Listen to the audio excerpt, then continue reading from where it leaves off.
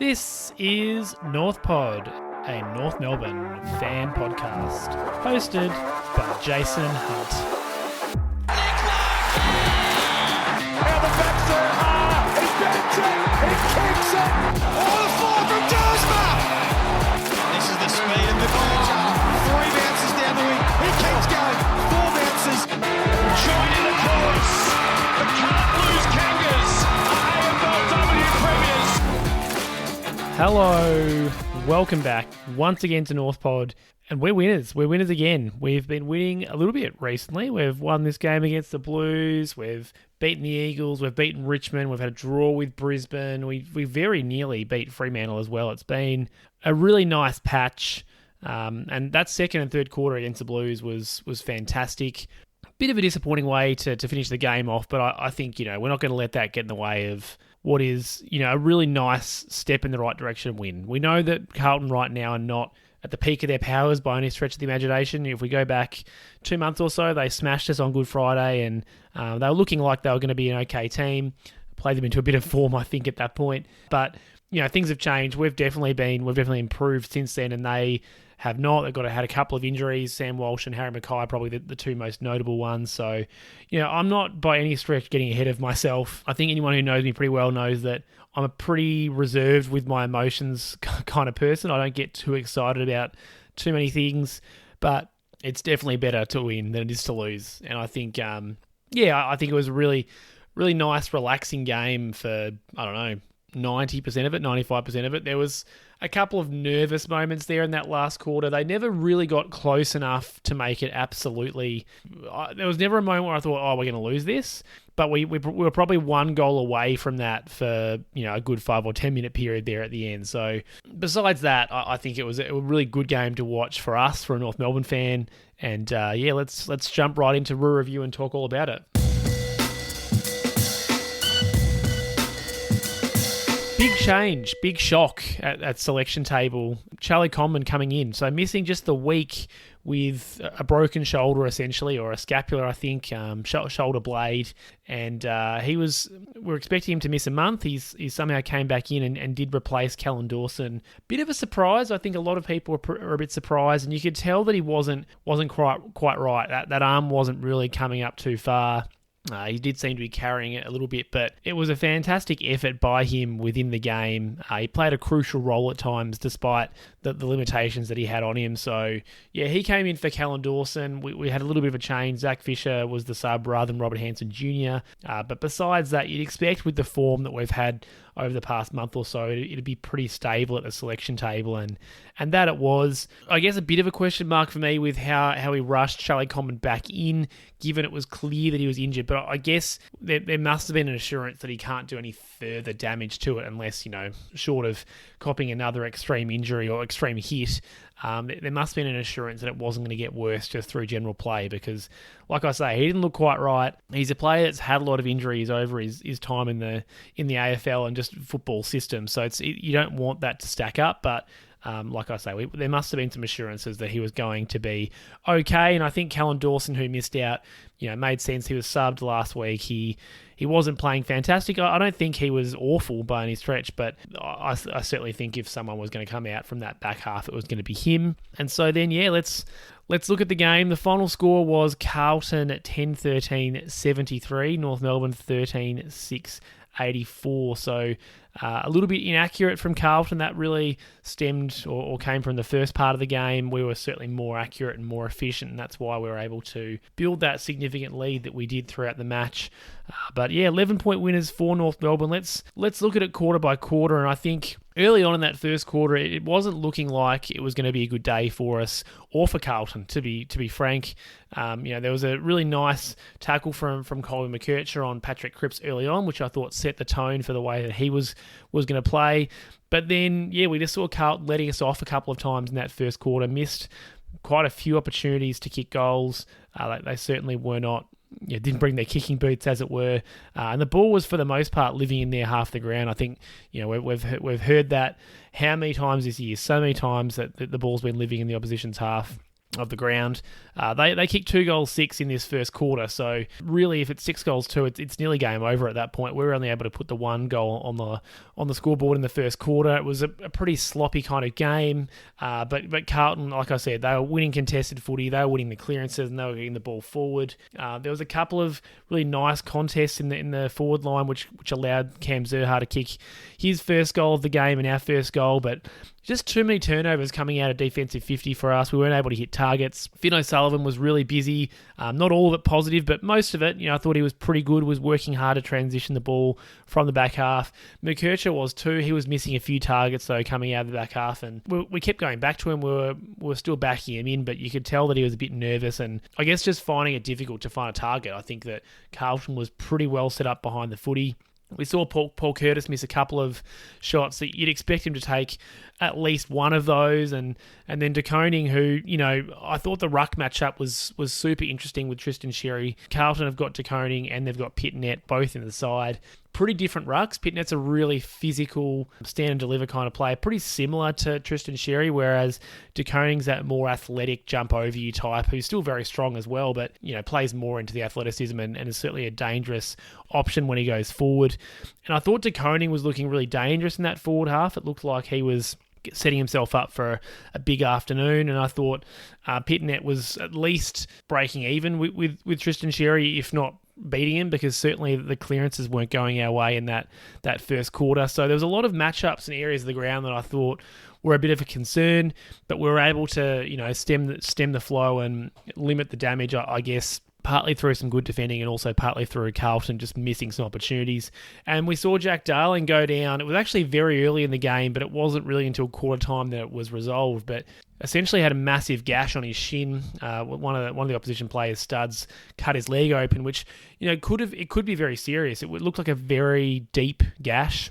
He spent most of the first quarter off trying to get that stitched up. They put his socks over the top of it, so we couldn't see really what it looked like after that, but there was certainly a lot of blood coming out of there. So I wouldn't even be surprised if he has to miss some time with that, just because it looked, like it's the sort of thing that could very easily get infected. It's the sort of thing that might need a little bit of rest just to actually make sure that the skin heals over. So look, we'll see how that goes, but I thought he did a fantastic effort to play the game out after that.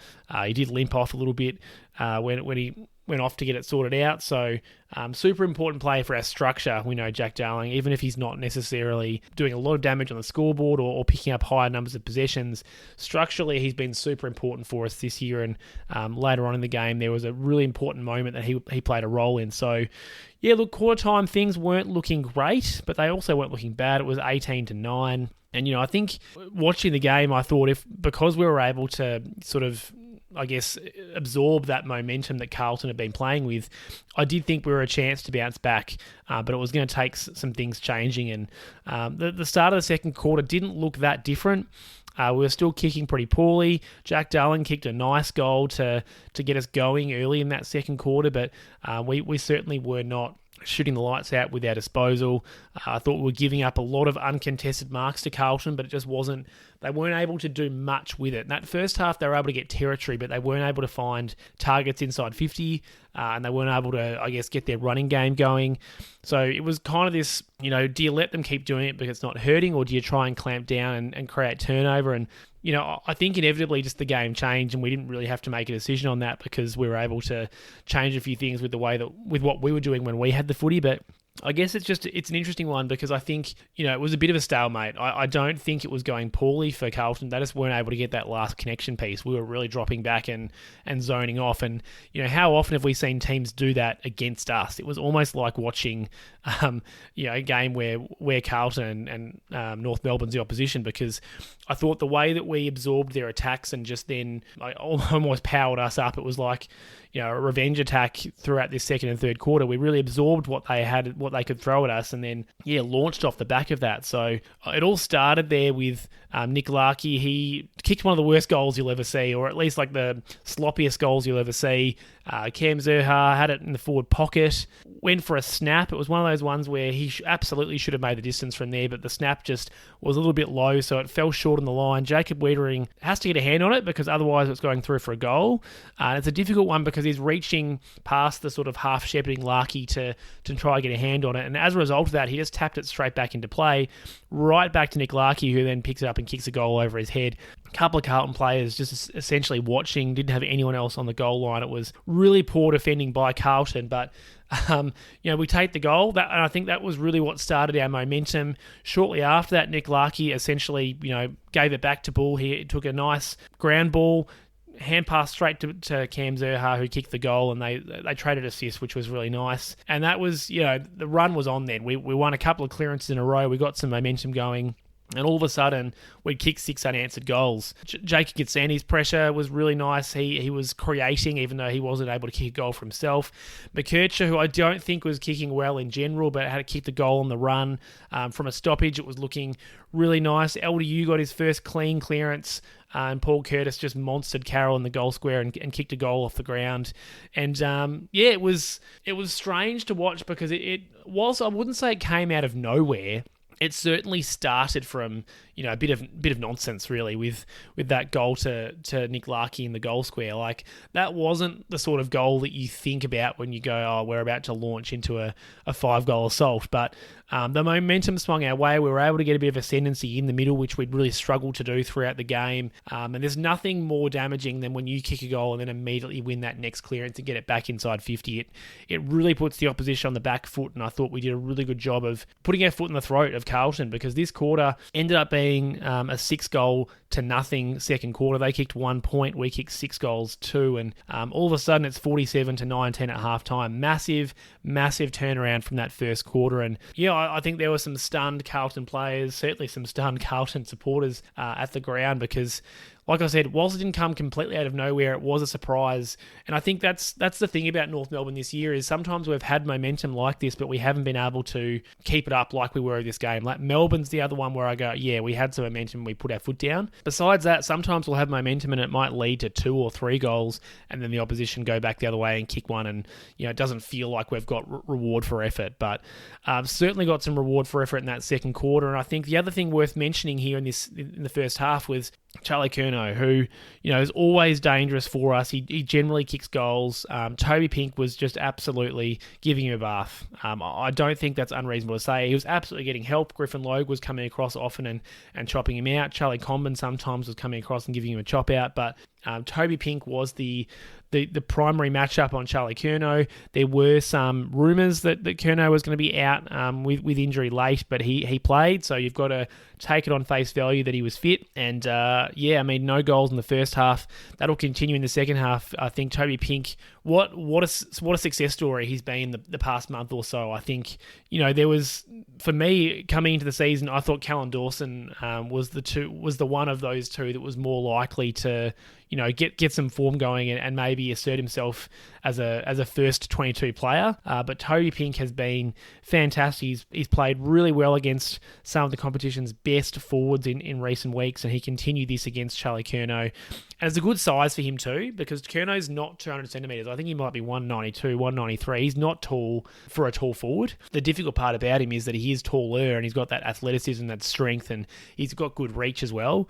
And for that reason, Pink's a good matchup, because Pink similarly is not, he's not 200 centimetres. He's a bit smaller, a bit more agile, a bit more athletic. Certainly not as strong as Charlie Curnow, but just played him really well. So, yeah, second half starts and you've got some concerns. Not because of where the scoreboard is, but, I always say, and, it's not what I always say, but Premiership quarter is the third quarter, but the reason for that, I think, is that the third quarter is the time where the coach can have the most influence, because you've had a good 15 minutes to chat with the players, you've had to think about what you need to change, and you can implement some things.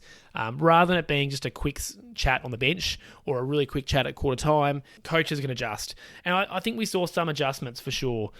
We definitely saw Carlton try to go away from that uncontested marking play and just get the ball forward. We saw some adjustments in the ruck as well, which I'll talk about as we go on, but they weren't able to match it with us again in this third quarter. It was 3 goals Carlton, 6 goals again for North Melbourne, so we really extended our lead in the third quarter. Cam Zurhaar kicked a goal for a really nice Tom Powell kick that was really nice and deep, straight essentially to the goal square from a stoppage situation. Tom Powell, I'll chat about as the podcast goes on, but he had a really nice game. Just one, not a pretty game, but really good clearance work, got the ball forward at every opportunity, and just was, every time we won a stoppage, I feel like he was either directly responsible for it or indirectly responsible for it. He was really good in tight, and like I said, got the ball going forward, a lot of meters gained, so he was fantastic. Cam Zurhaar kicks the goal, and then maybe a second after he kicks it, Tristan Xerri gets a bit of a gut punch. We get a free kick, and Xerri kicks a goal without the ball even being bounced in the middle. Absolute coach killer for Carlton. You love to see it. Potentially it was a bit soft. It was hard to see on the vision exactly what happened, because it's one of those ones where most of the cameras are looking elsewhere. But I think part of the reason that Xerri was annoying the Carlton players was because he's being that real physical bully in the middle. It wasn't necessarily working in terms of his actual ruck work, but I think he was really annoying De Koning. De Koning spent a lot of time complaining. Pitnat, on the other hand, I think was probably having the upper hand on Xerri, but there was definitely some tension. There was no love lost between the players. There was a couple of times where there was a little mini scuffle, but undisciplined from Carlton. It's the sort of thing that we have tended to do when things haven't been going our way. We've made a silly mistake and cost ourselves a goal, but getting essentially a freebie like that was really nice, and good on Tristan Xerri for going back and kicking the goal. It wasn't a certainty. It was about 40 metres out, bit of an angle, so had a bit to do and kicked the goal. Paul Curtis had a couple of frees against, just needed to rein it in a little bit, but I think you liked his endeavour. He was wanting to tackle, he was wanting to put pressure on. It was just a little bit over the top. One of them was, I thought, just a nice tackle, but it looked bad. It looked like he dumped the player, and it did go up the other end for a goal to Carlton. It was one of the few times they were able to get their transition game going and, I guess, beat the zone, get out the back of our defence. But yeah, I think you like the endeavour from Curtis. It just was slightly overzealous and a little bit over the top. And then, yeah, I thought as this third quarter went on, we kind of saw that Xerri had to adjust the way that he was rucking. Normally he is a wrestling guy. He wants to put the touch on immediately, get his touch, and then just physically abuse the opposition teammate. The opposition. But yeah, he wasn't being able to do that. Carlton, I thought, it must have scouted him really well. They weren't allowing him to wrestle. They were playing off him, and they were trying to get a run and jump at the footy, or they were getting themselves between him and the football and making him give away a free kick, which he did a couple of times. So it was interesting to see that. I think for me, it's going to be great for his development. We'll talk a little bit about that. Anyway, the third quarter goes on. Carlton started to get a bit of momentum. They've kicked 2 goals, and they're looking like they're going to kick a third. And Jack Darling has a massive run-down tackle from behind, just absolutely pins. Might have been Elijah Holland. He was certainly involved in the play. Might not have been him. But it was a big moment, because Jack Darling, he's kicked his one goal in the second quarter. He's had his leg absolutely, nearly amputated, and for him to run up to half back and get a really nice tackle that essentially released us and allowed us to go up the other end, and for Robert Hansen Jr. to kick a goal is massive. It was a massive, massive moment, because it was one of those ones where if Carlton kicked that goal, they've kicked 3 in a row, momentum swings back their way, and maybe it's a much closer game throughout. I thought Fiona O'Sullivan in the lead up to that also had a really good moment. He corralled the opposition player and didn't allow him to keep moving the ball on quickly and getting it inside 50 for what, again, would have been a certain score at least. So a couple of really big moments from Darling there and from Foss that allowed Hansen Jr. to kick his goal, which was nice for him. It was a goal on the run. It was a sort of goal that you want your small forwards or your running forwards to be able to kick. It was a bit of handballing chain from 80 metres out that allowed then Hansen Jr. to be on the receiving end, kick a snap from 35 metres out, maybe on the run. Big moment, massive moment in the game. Swung momentum back our direction, and then, I thought from there we did a couple of nice things to end the quarter that continued us on our merry way, really, to be honest, which allowed us to get out to this massive 3/4 time lead of 84-38. Jack Darling won a free kick in the ruck, who kicked it to Dylan Stevens, who I thought sat bravely in the hole to take a mark. It's harder than it looks to do that, because you're expecting a massive pack to form behind you, and it's just one of those ones that dropped quicker or a bit shorter than you're expecting, and he kicked a goal, which was nice for him. Carlton was having a bit of momentum, but they were just unable to find those targets inside 50. I thought we were holding up pretty well. Cripps was finally able to create one with a little dinky kick to Zach Williams, but it was really, it was really all going our way in the quarter. There was some really nice physicality from us. Simpkin, I thought, was fantastic with a really nice contest, a fair contest on the wing, which allowed Colby McKercher to kick his second goal on the run. And I thought that goal, I suggest you go back and look at it. That epitomised the kind of pressure that we were putting on this quarter. I think we got our tails up and all of a sudden we could smell a kill, because I thought our tackling was fantastic. Paul Curtis had a really nice smother as well. There was just that urgency and that want to keep piling on the pressure, which we haven't seen North Melbourne do in previous years. And thank goodness we got ourselves out to this massive lead, because the last quarter was not it. We didn't score in the last quarter. We allowed Carlton to kick 5-5, which was disappointing, a disappointing way to end the quarter. Zach Fisher as the sub came on for George Wardlaw, who had a quiet game and immediately caught Blake Acres in a hole in the ball call. I thought Fisher was okay, clearly enjoying playing against his former side. You could see him, getting a little bit physical and mischievous with a few of the players. I thought Toby Pink had a really nice smother on the wing during this quarter. He was just fantastic throughout the entire game, to be honest. But we lost it. We lost our capacity to play with a bit of dare. We really went into our shell and we're trying to save the game or put the game away far too early. And I think she spoke about that in a post-game interview. It was our unfamiliarity with that kind of late-game scenario. We're used to trying to play from behind and get ourselves up. We're certainly used to that. We're not used to this situation where we're holding quite a significant lead and just needing to get on with it. So it wasn't the way that we wanted to end the game. Like I said off the top, there was never a moment where I thought we were going to lose. I thought we were quite often one goal away from losing it. And yeah, ultimately 11-point winners, you'll take it, but a bit of a disappointing scoreline given we were 40 points up at one point, 46 I think points up at one point. Chom battled away in the last quarter. You could tell that he was not quite fit, but he was doing his best. But like I said, in terms of pulling much out of this last quarter, individual moments, not a lot, but I think from a team perspective, you'd go, okay, from about the 18-minute mark of the last quarter, it's not that we put the cue in the rack, it's just that we completely changed our game style because we knew that we didn't have to kick goals. And so we almost tried to do what Carlton were doing in that first half, where we just kicked it around, slow, uncontested marking footy, didn't play with that attacking dare, didn't play with that ferocity and tackling pressure. And that allowed players like Blake Acres, who I thought had a really nice last quarter, to get themselves into the game, kick a goal or two and put pressure on us. The other one was McGovern, he kicked 4 goals. Most of the time has spent some time in defence, but was certainly playing forward line here without Harry Mackay in the game. And he looked like he was going to kick him from anywhere in this game, and particularly late on did McGovern. Maybe a bit of a tribute to his brother Jeremy, who's had to retire based on concussion. But yeah, I think he ended the game with 4 goals and looked really dangerous in this last quarter. Anyway, we won it by 11 points. We were able to hold on.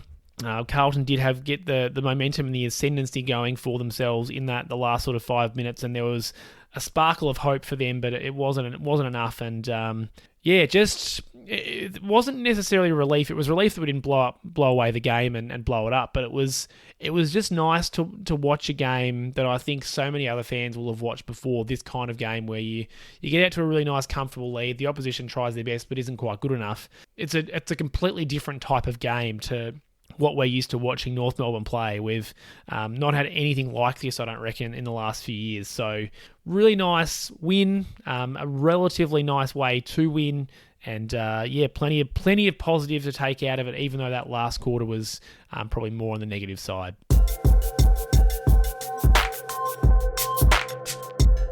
Story of the game, and I think I spoke about it in the game review there. It was that second quarter push, that second quarter burst that won us the game. That was what decided the game absolutely. Middle of the quarter, from that point on, we kicked 5 goals in really quick succession. We'd kicked 1 earlier, so during that point, it still felt like a bit of a tussle, but we really put the foot down and put a a bit of distance between us and Carlton at that point. It felt a lot like the Melbourne game from earlier in the year. We got a run going, we won the clearances, and we were able to be efficient with it when we went forward. It wasn't, we weren't wasting opportunities, we weren't struggling to find targets, we were able to get the ball in there and generally score. Our efficiency was much better than it was last week against Freo. We saw Larky and Zurhaar trade assists. We saw Curtis kick 2 goals after being a little bit inaccurate in the first quarter. Kurtz drilled one on the run. If that's not the blueprint of us being, a solid side in the next couple of years, I'm not sure what is. It's those players that are going to be either coming into the peak of their career or on a real run. Like McKercher is not going to be in the peak of his career in the next year or two, but we're going to see some development from him hopefully. And the fact that he was able to kick 2 really nice goals on the run in this game, and not just be that back half distributor, I thought was really important. I guess that the fact that we were able to be so efficient and effective during that period is a big part of the reason why we won the game but still lost a lot of the key statistics. Like inside 50s, we lost 56-42, centre clearances 13-10, contested possessions 136-127, marks 113-87. Like a lot of those statistics are things that you would associate with if you win those. You're going to be going a long way to winning the game, but it's comes back to that efficiency. Fremantle missed a lot of opportunities. They actually had more scoring shots than us. They had 23 scoring shots. We had 19. They certainly had a lot more inside 50s, and so they had their chances. But when we had our chances, we took them. And I think that's something that we haven't necessarily been able to do as well in the past. We haven't been able to capitalise on momentum, but we were able to do it in this game, do enough damage to put a big margin between us and the opposition. And that allowed us to, concede the last 5 goals and still win the game. Carlton weren't able to do that. They had a lot of territory, but we defended really well. And I think that's what really impressed me and satisfied me about this game is it was a game in which we didn't dominate. We played well. We did a lot of things right. But it wasn't like, everything had to go right for us to win this game. And I think that's what is encouraging. I think in previous seasons, it's kind of been like everything goes right, the opposition doesn't play well, and then we just scrape home. But this was a case of Carlton not playing well, us not playing fantastic, but taking our opportunities, having some really good patches and some specific matchups and roles really going well for us. Like I think of the Toby Pink on Charlie Curnow, that role worked beautifully for us. Patrick Cripps wasn't able to do much in terms of dominate from the midfield. Adam Chera, he wasn't really able to get his game going from the midfield at all. So yeah, super impressive way to win, but it was that second quarter push and then the fact that we continued it in the third quarter, which made the difference. And efficiency, it's the ability for us to take advantage when the ball is in the forward line and get the scores on the board. Carlton wasn't able to do that. We weren't able to do that last week and we didn't win the game. So I think we're seeing a bit of a trend there. It's not surprising, but forward 50 efficiency is a big part of winning and losing games of football for us at the moment.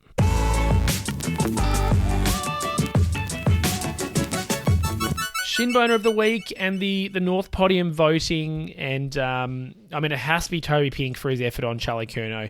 Jack Darling's probably a little unlucky. That rundown tackle that I mentioned in the third quarter was massive. That moment individually absolutely could have been a Shinboner of the week, but Pink for his effort on just blanketing Charlie Curnow. He's been huge for the past month and deserving of the accolades. He kept Charlie Curnow to 9 disposals, 1 behind, 3 marks. And the fact that Curnow's he's kicked 18 goals from his previous 4 games against North Melbourne. He typically takes us to the cleaners, kicks 4.5 a game, but he certainly did not do that.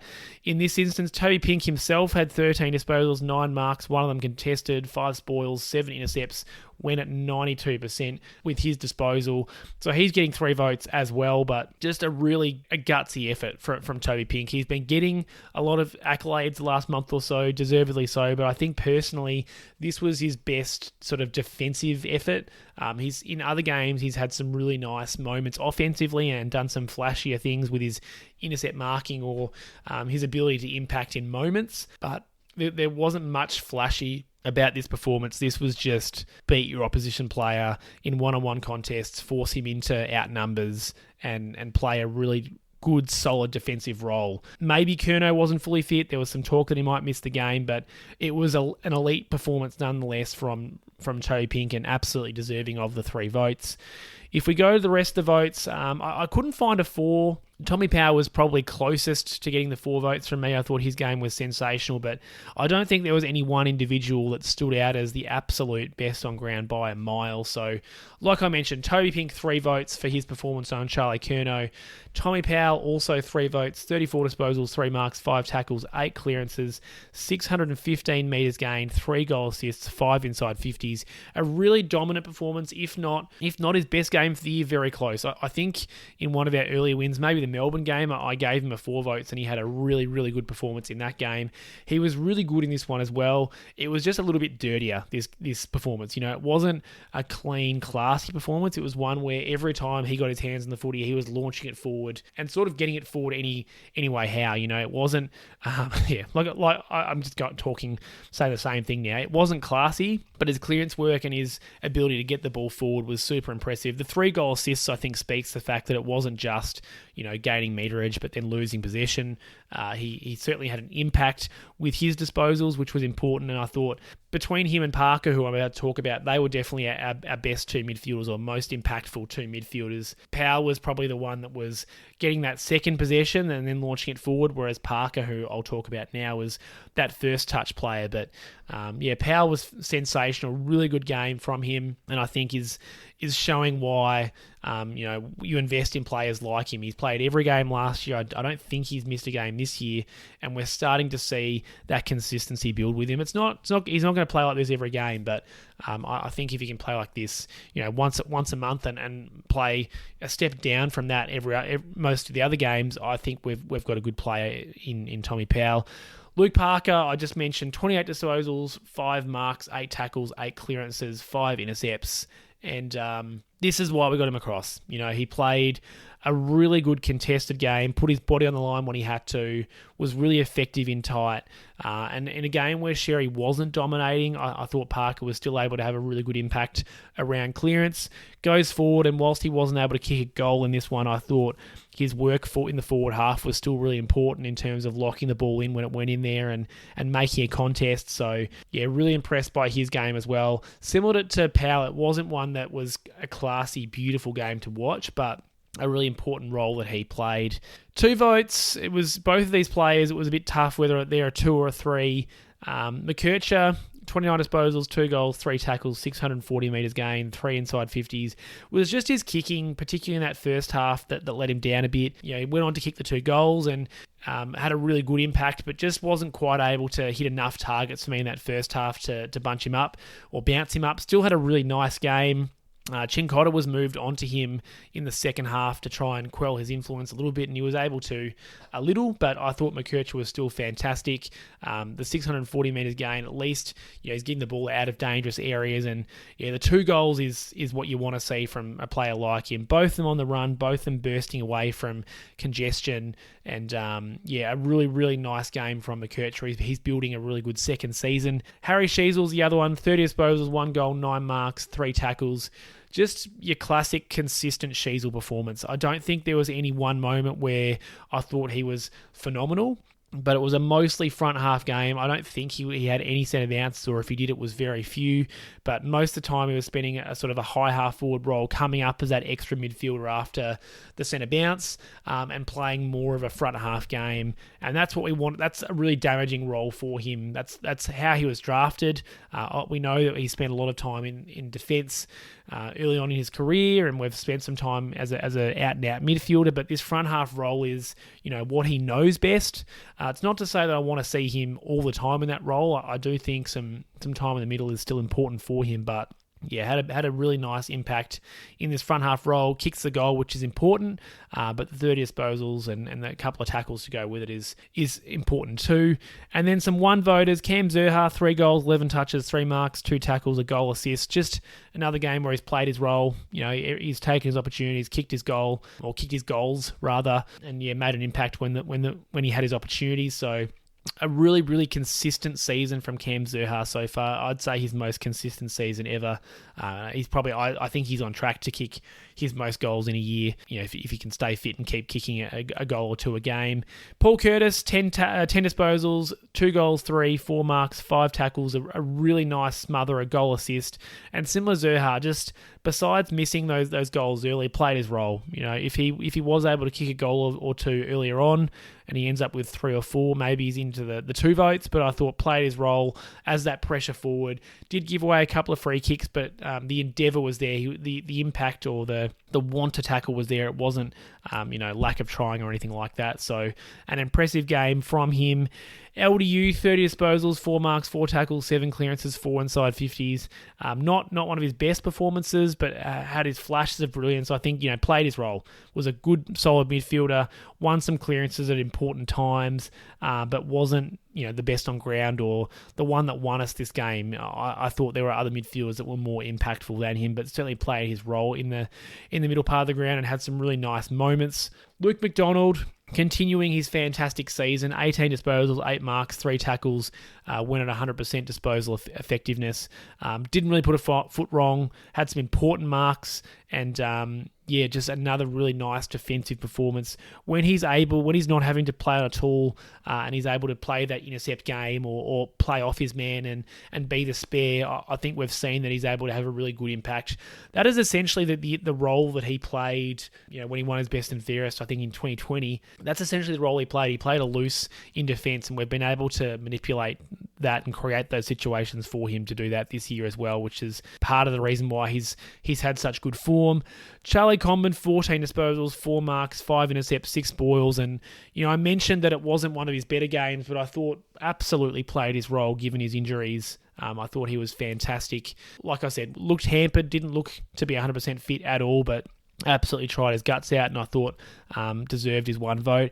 And Jacob Kidstaney, just 9 disposals, 3 marks, 5 tackles, a goal assist, 18 pressure acts, but high impact, low disposal game by Jacob Kidstaney. His pressure was what created a lot of our goals in the front half when we were on that roll through the second and third quarter, and I thought, sure, you'd like him to be kicking a goal. He did miss one, but the primary thing that he's in the side for is that pressure, and I thought he did a great job of applying pressure throughout the game. So that's the voting there. 3 votes to Pink, Powell and Parker, the 3 Ps as it were. 2 votes to McKercher and Sheasel, and 1 vote to Zurhaar, Curtis, LDU, Luke McDonald, Charlie Comben and Jacob Kidstaney. And so what the standings look like now is very close at the top. Sherry and Sheasel now equal, tied for first on 18 votes. LDU and Parker. Luke Parker's inserted himself into the podium. They're both on 14 votes and equal second. And then behind them in the bronze medal position at the moment is Paul Curtis. Tommy Powell, 12 votes. McDonald, 11. Simpkins, Zurhaar, 10. McKercher, 9 is what it looks like underneath that. So nice and tight up the top. Good to see Curtis and Luke Parker getting themselves into that top 3, so to speak, even if it is because we've got a few ties.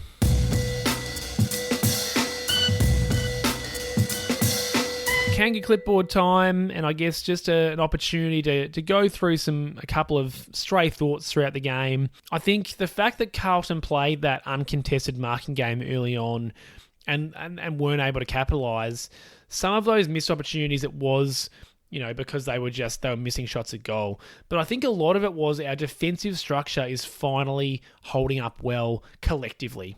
As the season's gone on, I think our defensive setup and our teamwork around that has really improved, and you saw that in this game where those players gambling and pressing up to try and support teammates and put some pressure on was far more effective than it's been in the first half of the season or last year. I even think back to when Ben Mackay was still playing for us. How many times did we see him gamble and it not come off just because we didn't have that defensive structure in place and players, I guess, knowing when and how to come off their players. It wasn't a perfect game by any stretch, but I think this game and what we've seen over the past couple of weeks, probably less so the Fremantle game, but the other games, is our defensive structure and the way that we know each other as a defensive group has been really improved. And, I think we're still a pretty questionable side one-on-one. I think if teams are able to get us one-on-one, we're still vulnerable. That's fine. That's every team has weaknesses, and we're going to have a weakness in that area given our list profile. But I think collectively, Pink, Logue, Comben, McDonald, they all kind of know what the other is doing. Riley Hardiman, I think, has been a really nice addition in there. And then you've got our distributors with, either Caleb Daniel or Colby McKercher or Finn O'Sullivan back there trying to drive the ball out. I think collectively they've got a really good understanding of what each other is going to do. I think Jackson Archer can also play an important role within that when he comes back into the side. He's played another VFL game on the weekend. So, yeah, I think there's a bit of an adage that, you sort out your defence first, then you worry about your attack. And in some ways, I think we tried the reverse of that early days in Clarko's tenure. But you can I think I'm starting to see now that the players reliably know what each other are going to do, and they trust each other more in that back half. And there's still going to be times where it doesn't come off. There's still going to be times where you gamble and it doesn't come off. But I thought there were more times in this game where we pressed up off our individual player and were able to make an impact and therefore slow the ball down and then recover it. Because generally speaking, if you come off, you're backing someone else to fold back and take your player in the event that you aren't able to impact the contest. And either way, there's a loose going to be created. It's just where that loose player is. Ideally, you don't want that loose player to be the one sitting in the goal square that can take an uncontested mark. And I think in this game, we saw loose players were being created that were in less dangerous positions. So I know that's a very general summary of what I'm seeing there, but I think we can really take some positives out of the fact that our defensive structure holistically is looking a lot more solid than it has in previous matches and previous seasons. Tristan Sherry, I mentioned throughout the review section, I don't want to say he was found out because I thought he had an okay game. I don't think he was solidly beaten, but it certainly wasn't a game where he won the ruck contests.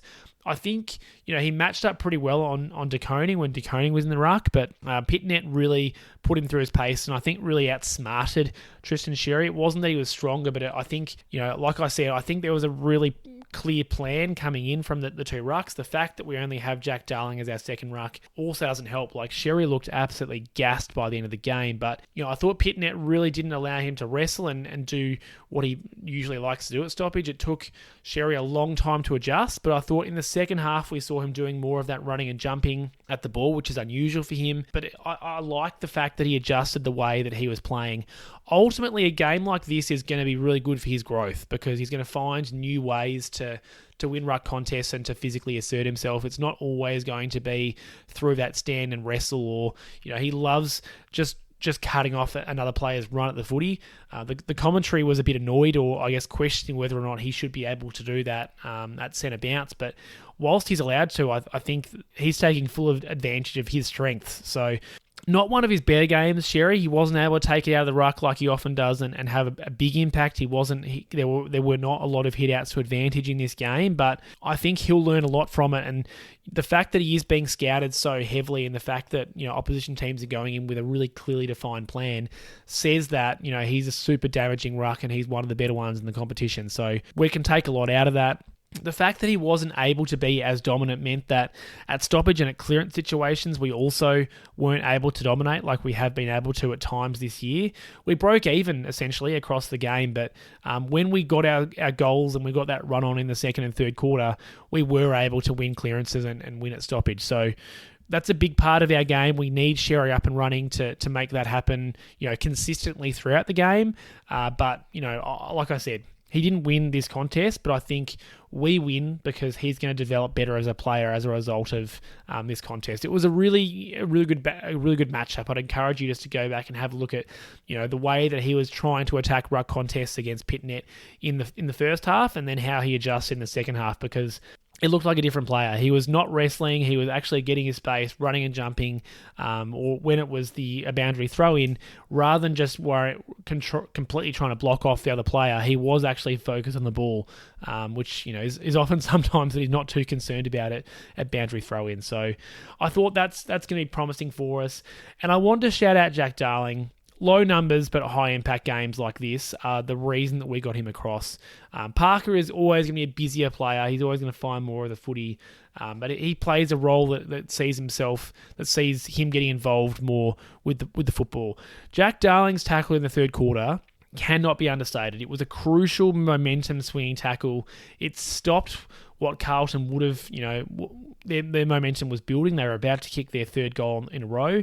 And not only that, it allowed us to go up the other end and kick a goal of our own, which gave us some momentum to continue that going in that third quarter. It was, you never know, like what could have been if he wasn't able to lay that tackle. But I think from the outside, the fact that Carlton were able to actually get back into the game in the end says that this was a massive moment, and particularly given his absolute, he was essentially right on one leg. He's nearly had his leg amputated by a stud in the first quarter. He's got a massive gash, and the fact that he was still able to compete and bring down the Carlton player like he did was super impressive. So I just think worth an extra shout out there. I thought that moment in particular was sensational. And then just a couple of stray thoughts on some other players. Wardlaw's impact, a little bit of a concern for me. He played relatively well in the wet last week against Fremantle, but he's just not being able to assert himself, enough times at the moment in games. He's really struggling to get his possession count up. He attacks the footy, he hunts the footy, but yeah, I'm a little bit concerned, not big picture-wise, but he just seems to be a bit out of form, Georgie Wardlaw, at the moment. So a bit of a wait and watch on him. Larkey's impact continues to be a concern. Only kicked the one goal and dropped some marks that I think normally he would have taken. Was still able to dish off a goal assist, and he still did a couple of nice things, but again, a bit of a wait and watch for him. He's just a bit down on form. From what we saw from him early on in the season, I think.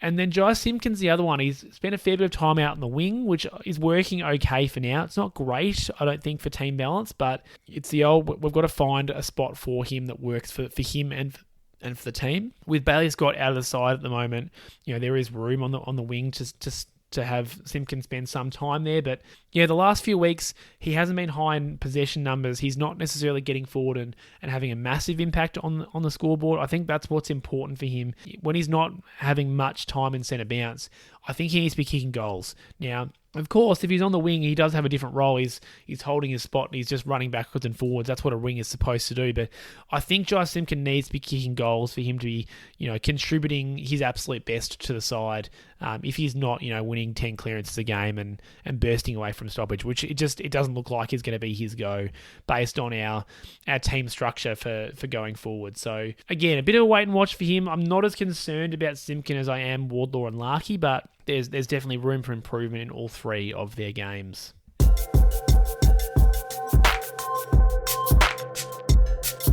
And finally, around Arden Street, not a lot of general news this week, but the VFL side were 1-point winners. So a nice to continue that winning form. They weren't able to win last week, but a 1-point win over the Carlton VFL team.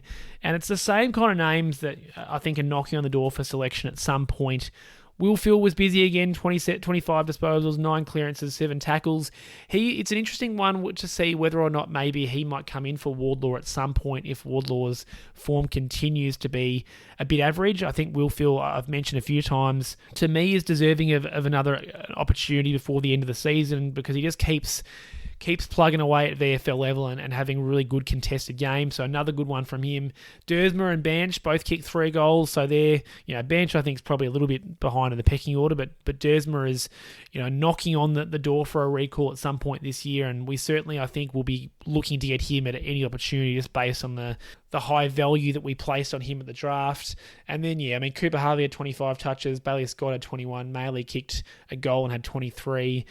So, plenty of solid performers in the VFL, but I wouldn't be expecting too many changes given the fact that we played so well holistically and didn't really have some major injuries coming out. Jack Darling is a question mark. Charlie Coleman still has to be a question mark. Jackson Archer is one that, I'd expect to come back into the AFL side when ready, most likely, and maybe he's able to give Charlie Coleman a bit of a rest given how sore he looked. But, I certainly wouldn't be expecting wholesale changes in the side for next week's game. And I guess let's talk about next week's game then. Saturday the 28th of June, a 4:15 game versus Hawthorn at UTAS, so down in Launceston. And it's an interesting one because the Hawks' form has been a bit average of late. They've been winning some, they've been losing some. They're coming off the bye, and it always makes sides a little bit harder to read. Sometimes you're fresh, and sometimes you're off the pace a little bit because you've missed a game. So look, generally the Hawks are pretty unbeatable down there. Obviously they're far more established side than us at the moment. So for me, it's a bit of a free hit because expectations for us are going to be low. We're in some good form. Hawthorn's in a bit of a weird space and they've had the bye, so they could be a little bit off the pace potentially. It's an opportunity for us to take a big scalp. Now, I don't expect us to win, whereas the Carlton game I really thought we're a good chance to win. I think we're less of a chance to beat the Hawks. I don't think that's saying too much, but I do think there's an opportunity there for us because of their form and because of the fact that expectations are going to be relatively low. So our form says that we should compete. We've been in really good form the last 6 weeks or so. Really since the Good Friday game against Carlton, we've only really had one bad performance. We will need Sherry to fire. We'll need him to be really competitive in the ruck against Lloyd Meek. That's a fascinating matchup because Meek is a similar kind of bully in the ruck. We're going to need Nick Larkey to find some form if we are going to have some success, but we are every opportunity, I think, to go down there and have an impact. Like I said, Launceston is generally a fortress for Hawthorn. I'm sure it'll be cold down there in the middle of winter, but at least it's not a night game. It's twilight, so there'll still be some warmth from the day. But yeah, I think it's a free hit for mine. Just can't afford to get blown away. I do have some pretty bad memories of that round 24 game last year against the Hawks where we got absolutely blown to smithereens. Different context now for this game, for sure, but yeah, I'm looking for us to compete. We've got plenty of winnable games still left in this season. I was looking before, and we've got Sydney again, we've got Melbourne, play Richmond again, we've got St Kilda. There's plenty of games that I think are winnable for us. This is not one that we would expect to win, but boy, it would be nice to steal this one. So that, I think, is going to do it for the podcast. I do hope that everyone enjoyed the win. I certainly enjoyed the win. It's much better winning than it is losing, and I think it's positive that we've been able to have some sustained good form and take some wins out of that sustained good form. You can't afford to keep losing games when you are playing some good footy. Let's hope we can keep that form going into next week, and I'll speak to you in the next week or so. As always, go North. Thanks for listening to another episode of North Pod. If you give me a rating or review on your podcast service, that would be much appreciated. And please follow me on all social media at NorthPod Show. I'm on X or Twitter, Instagram, YouTube, TikTok, and I'm also very active on the North Melbourne subreddit. Hope you'll join me for the next episode.